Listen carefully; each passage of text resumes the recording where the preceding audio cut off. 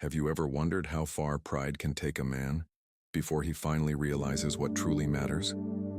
Have you ever thought that sometimes the harshest judgment doesn't come from a court, but from the silent stare of someone you wounded without even knowing it? This isn't a fairy tale. It doesn't begin with roses and it doesn't end with fireworks. This is a story about pain, the kind we inflict on others when we're too busy conquering the world and losing our own soul. But it's also a story about choices, about redemption, and about a love that didn't come from enchantment, but from truth. Today, you'll meet Nathan Prescott, a man who had everything, yet had to lose almost all of it to understand what he never truly had. And Isabel, the woman who carried silent pain for years and used her wound as a weapon until she realized that forgiveness was the only way to set herself free. Take a seat, breathe deep, because this story will confront you, it will heal you, and maybe. Nathan Prescott was the kind of man who never turned down a bet. Wealthy, influential, and highly competitive, he wore on his face the arrogance of someone who had always won, be it in business, in relationships, or even in barroom conversations. That particular night at an exclusive party overlooking Central Park, with champagne glasses glinting under the cool lighting of the hall, Nathan was provoked in a way he hadn't expected. Logan Carter, his longtime friend, and the only one bold enough to challenge him, approached with a sly smirk and a gleam in his eye.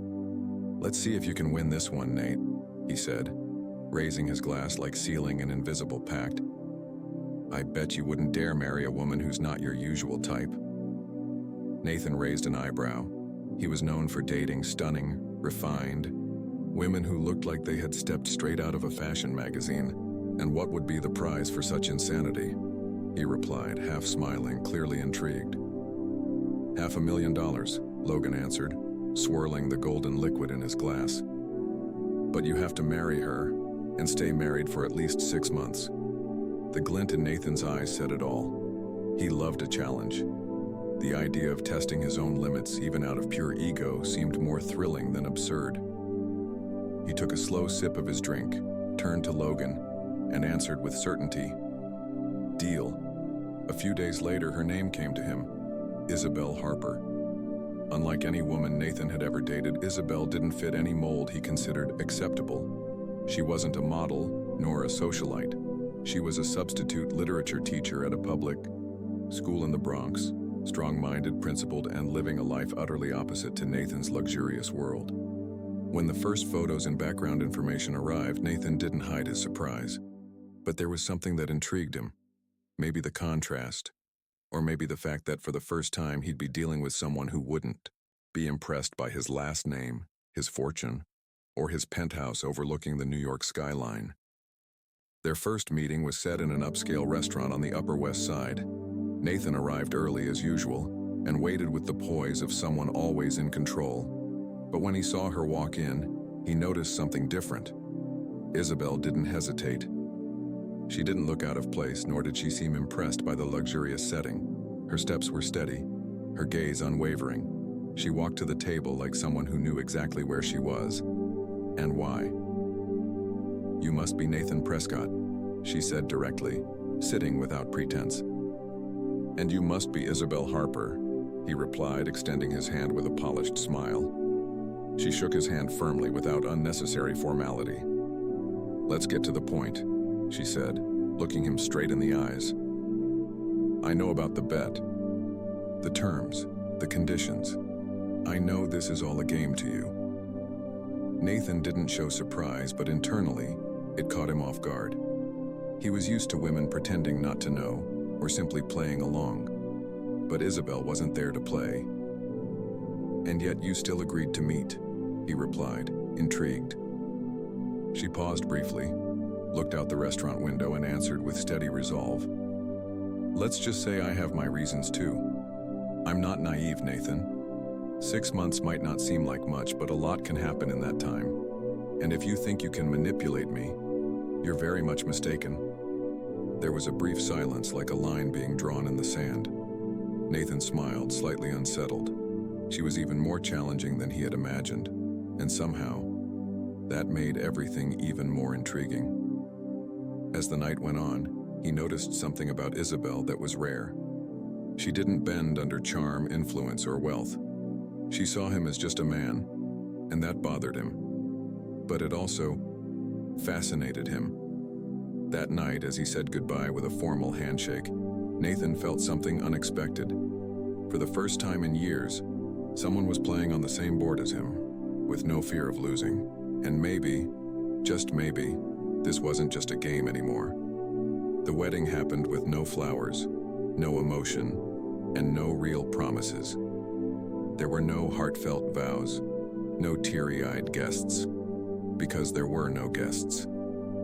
The ceremony took place in a quiet courthouse in downtown Manhattan, with 2 witnesses and a prenuptial agreement thicker than a war manual. To Nathan Prescott, it was just the execution of a clause. 6 months. That's all it would take to earn $500,000 and prove to himself that he could win this game too. He had already conquered boardrooms, court battles, stock markets, and every room he stepped into since founding his own company at 24. Winning over Isabel Harper, a stubborn woman of modest background with an irritating sense of dignity, would be just another trophy on the shelf of his successful life. After the ceremony, he took her to his penthouse on the 52nd floor of a luxury high-rise overlooking the Hudson River. It was a quiet place filled with modern art, Scandinavian designer chairs, and voice-activated lighting, a sanctuary of sophistication. But the moment Isabel stepped into that space, which to Nathan symbolized triumph, she walked through it as if entering neutral ground. Her eyes scanned the wide windows, the open kitchen, the museum-like shelves, and then returned to him with the same unwavering look from their first meeting. 6 months, Nathan. Not a day more, she said, her voice calm and sharp as a blade, before walking toward the balcony. Nathan simply smiled. He was convinced it was only a matter of time. Every woman sooner or later ended up enchanted by what he could offer.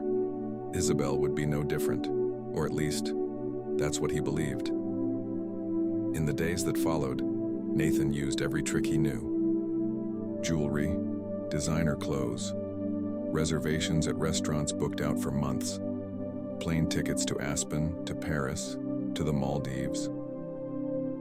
Each gift came wrapped in a seductive smile and the confidence that Isabel would eventually surrender to the universe he ruled. But every attempt was met with the same firm response. "I don't need that, Nathan." And worse for him, the phrase was always spoken with a devastating calm. It unsettled him, because it wasn't just a woman turning down gifts. It was a woman refusing to be bought. And that was something Nathan Prescott, CEO of a billion-dollar holding, wasn't used to hearing. So he changed tactics. If he couldn't win her with charm and luxury, he'd use control. He began with small things, scheduling meetings when she wanted to go out, canceling last minute on events she had planned. Then he subtly told her to quit teaching. "You don't need a paycheck anymore, Isabel," he said one evening. "Your role now is different." She stared at him in silence, then stood up and left the room without saying a word. It was like slamming against a steel wall. Every attempt to control her only seemed to strengthen her stance, and the more he tried to dominate her, the more unbreakable she became. Their conversations turned into minefields. He threw cutting remarks. She replied with sharp wit and eyes that seemed to see through him. One night, particularly tense, Nathan exploded. "I don't get you, Isabel. Any other woman would be thrilled with this lifestyle, but you act like none of it means anything. What is it you really want?" She turned slowly, her eyes gleaming with something deeper than anger. It was contempt. "What do I want, Nathan? Respect. You think you can control me with money, but you don't buy dignity or integrity. You have everything, except essence, and that's what scares you the most." Her words hit him like an unexpected punch. And they were true. Isabel was dismantling the man he had spent a lifetime building piece by piece with a precision no one had ever dared to attempt. Then, on a cold March night, Isabel played her first real card. "You really think you're in control, don't you?" she said, leaning against the doorway, arms crossed and a faint smile on her lips. But what you haven't realized yet is that from the very beginning, the one playing this game is me. Nathan looked at her in silence, speechless, and for the first time, he felt fear. Fear that this thing, which had started as a simple bet, was becoming something he wouldn't know how to end. Nathan Prescott couldn't sleep. The city lights flickered beyond the windows of the penthouse like a constant reminder of everything he had conquered. Skyscrapers, contracts, pleased shareholders. But inside that cold and silent home, he was beginning to realize for the very first time that he might have lost something no amount of money could ever buy. Isabel Harper was turning his life into a riddle, not with yelling or drama, but with silent resistance that disarmed him in every simple gesture. She would wake up early, make her own coffee, read her books as if she lived alone in that apartment. And she treated him like a ghost, just background noise in her routine. Oh, and the worst part was that it affected him, because Nathan, used to manipulating everyone and everything, couldn't even manipulate himself anymore. He found himself thinking about her when he didn't want to, studying her movements like someone trying to crack an unbreakable code. It was as if Isabel had become the blind spot in the mind of a master strategist. "You're acting different, man," Logan Carter said during a casual steakhouse dinner in Tribeca, the same friend responsible for the bet. "Normally you'd have turned this thing around by now, but this woman, it's like she's taken you apart." Nathan didn't respond right away.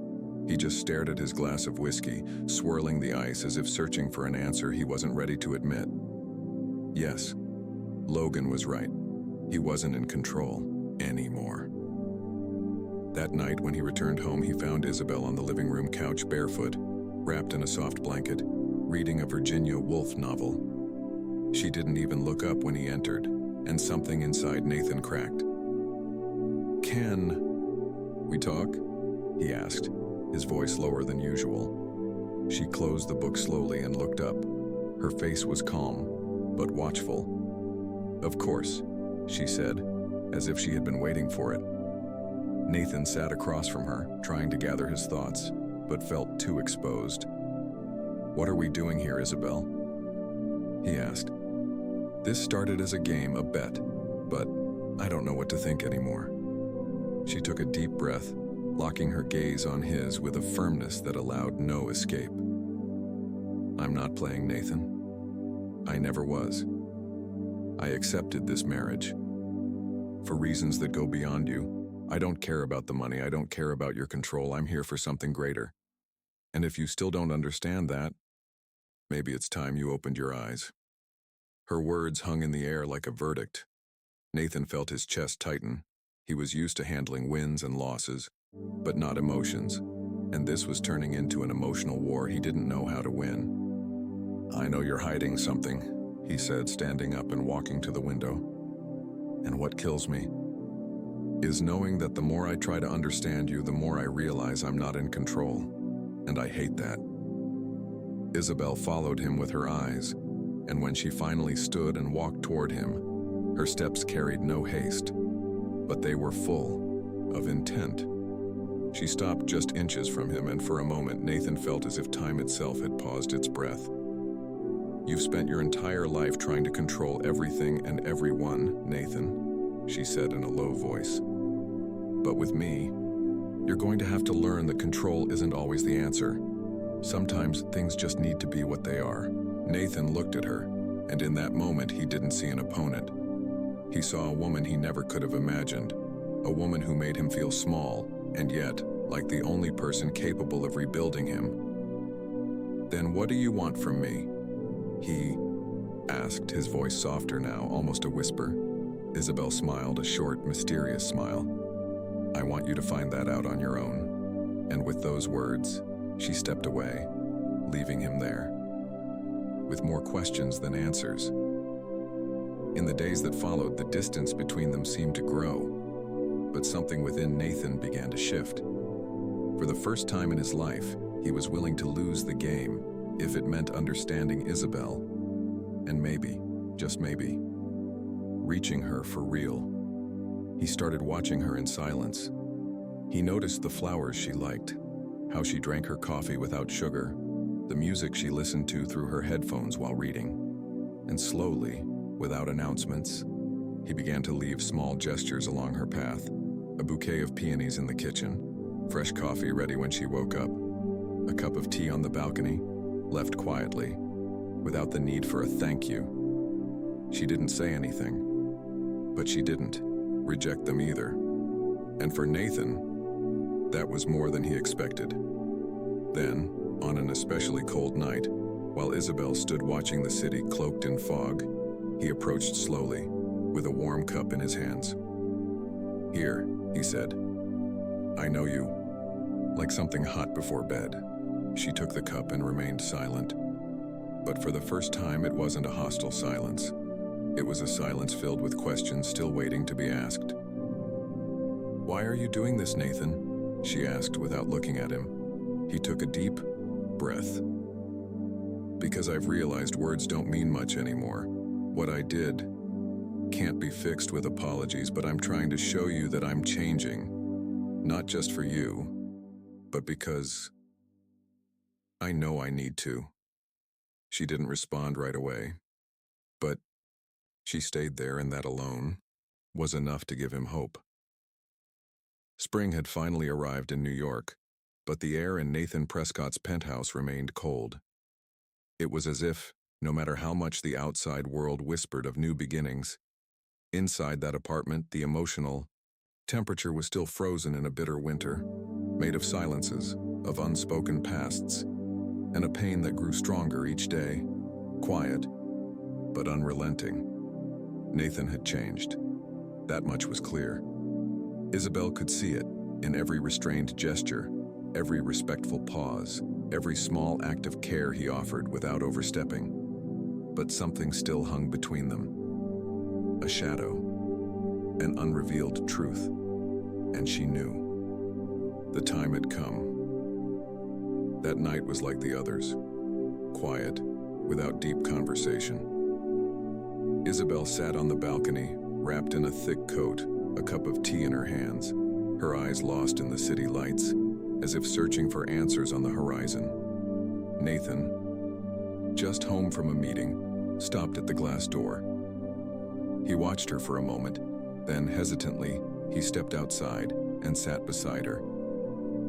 The silence lasted several minutes until he finally spoke.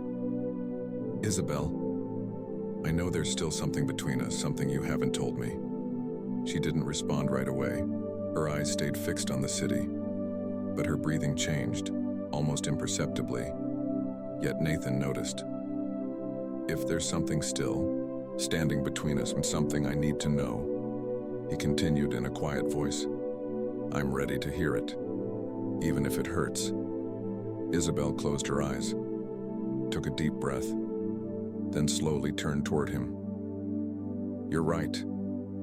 I've held this in for far too long." Nathan felt his heart race. His instinct was to take control, but now he was completely vulnerable. He knew the truth might break him, and still, he wanted to hear it. "Do you remember the company Harper & Sons?" she began, her voice steady, but with the weight of the past packed into every word.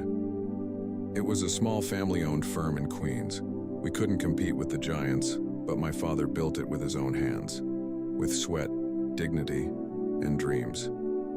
Nathan nodded slowly.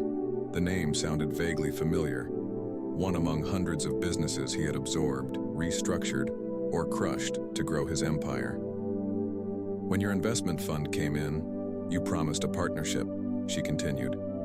"But in less than 3 months, you dismantled everything.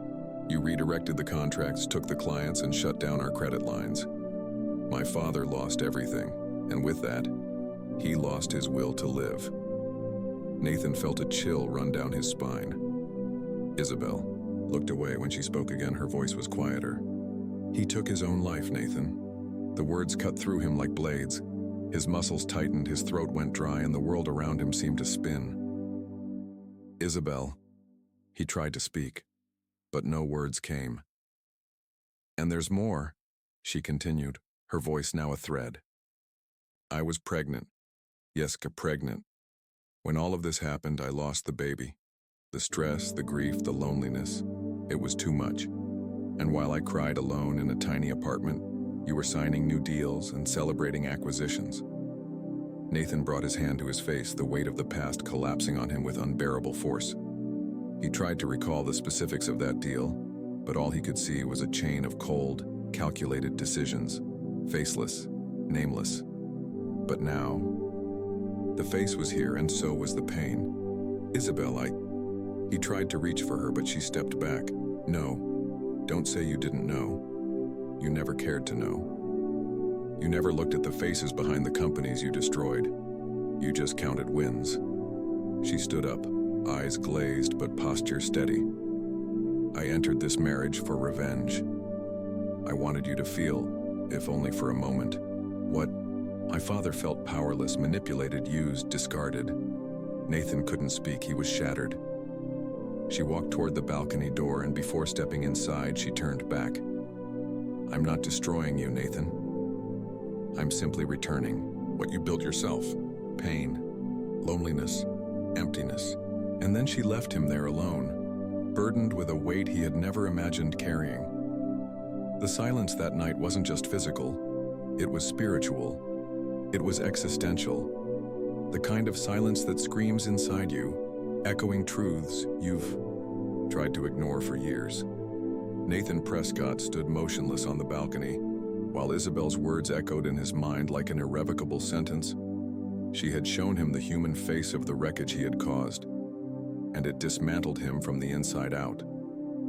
Every cold decision, every absorbed company, every family, ruined while he toasted victories from the top floors of Wall Street towers. Now, those decisions had a name, a face, a child who was never born, and a woman who, though wounded, stood alive, speaking truths no one had ever dared say to him. In the days that followed, Nathan moved like a man in mourning. But it wasn't the usual kind of mourning. It was moral grief. Grief for a conscience that had finally awakened. Isabel no longer looked at him. She passed by as if he were a shadow in the apartment that had once been his throne. And her silent contempt hurt more than any shout could. He tried to explain once, twice. But the words died in his throat, because deep down he knew nothing he said could undo what she had lived through. On that gray Monday, Nathan didn't go to the office. He turned off his phone, ignored his emails, and walked downstairs, dressed in jeans and a plain t-shirt, like a man trying to shed the weight of the image the world had built around him. He went to Queens, stopped in front of an old building with a weathered facade, and climbed the creaky stairs to the third floor. There lived Michael Anderson, one of the men whose company Nathan had wiped out years ago during an aggressive tech sector expansion. Nathan knocked. The door opened slowly. Michael took a few seconds to recognize him.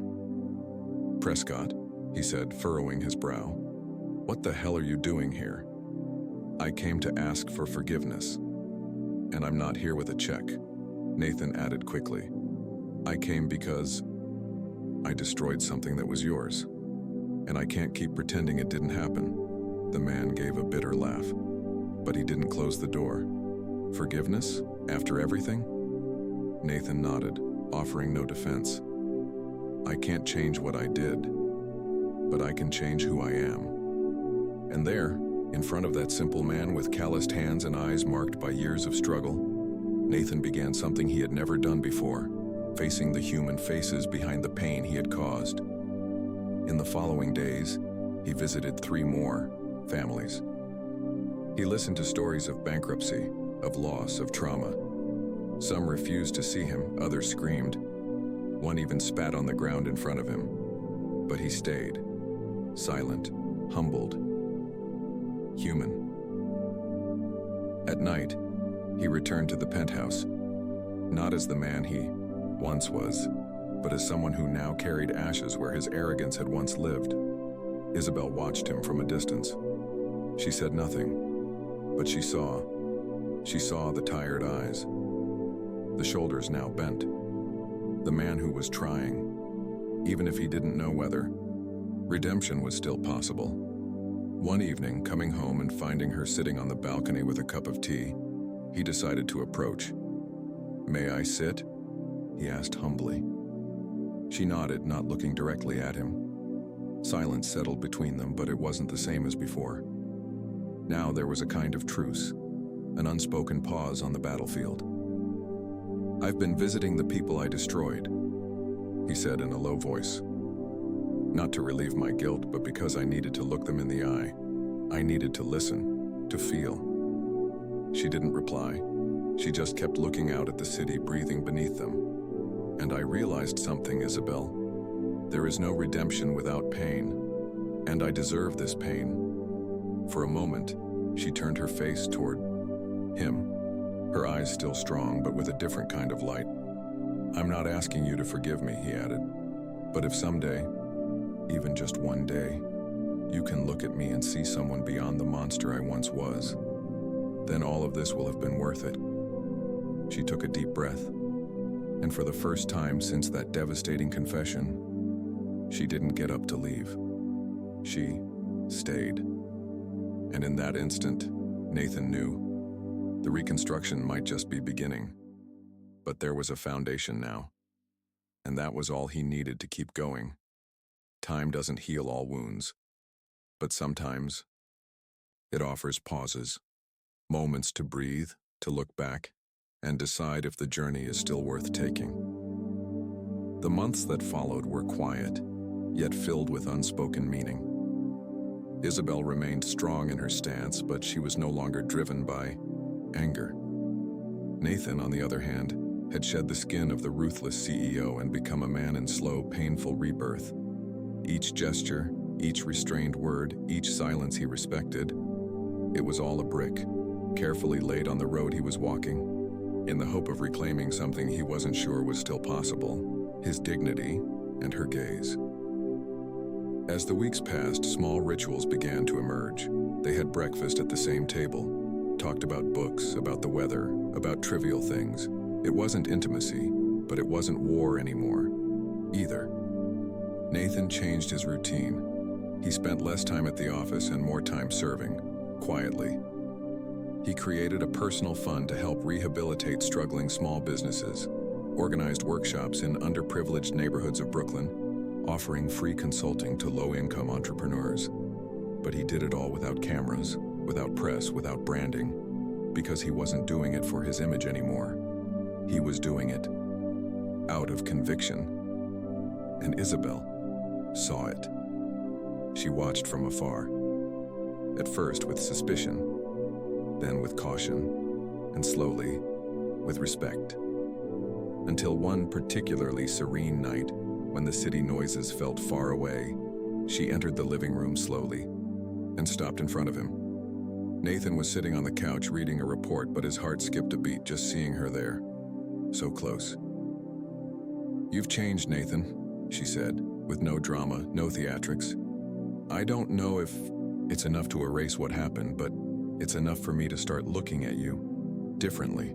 Nathan looked at her, holding his breath. "I don't want to erase the past, Isabel," he said, raw and honest. "I want to carry the pain, because that pain is what woke me up.